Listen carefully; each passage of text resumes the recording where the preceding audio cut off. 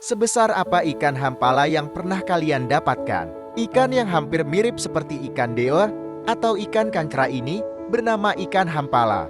Ikan hampala ini memiliki ciri pola berwarna hitam di tengah tubuhnya.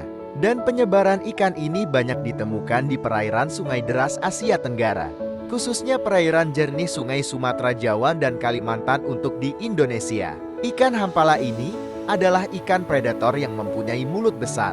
Bahkan ikan-ikan kecil serta udang akan sekali hap oleh sambarannya. Ikan hampala ini adalah ikan favorit nomor 2 para pemancing kestin setelah ikan toman.